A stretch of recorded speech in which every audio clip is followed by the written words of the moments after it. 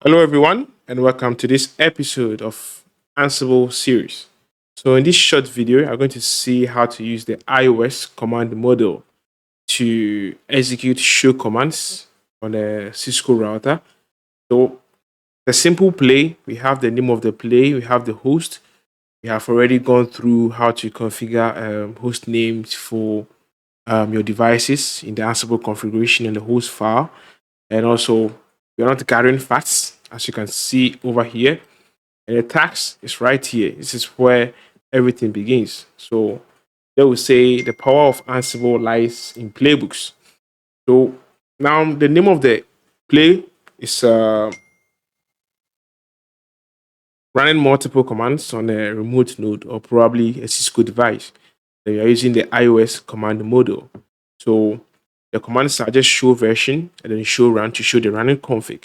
When we are done, we're going to register all these commands, the output into a variable, and then we are going to print the command. So we're going to use the debug, and the variable will be output, and then we will use the standard outlines, format it so we can see it well. So without wasting much time, let me exit.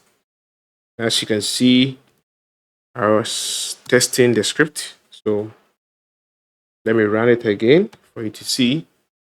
So as simple as that, Ansible playbook iOS command.yml. As you can see, the script is executing. As you can see, we have whole output over here. So the first part is the show version. So we can see the device uptime. It has been up for 31 minutes. Then we have the show version, the show run, detailing the running config of the Cisco router. So this is how to use the iOS command model. So we can find more from here. So let's go to Ansible and then let's go to collection Cisco iOS. Let's go to the iOS command.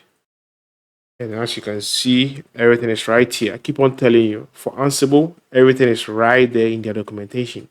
You just have to read and then get to practice. They have examples over here and then you test. Okay, so thank you for watching this video and see you in my next video.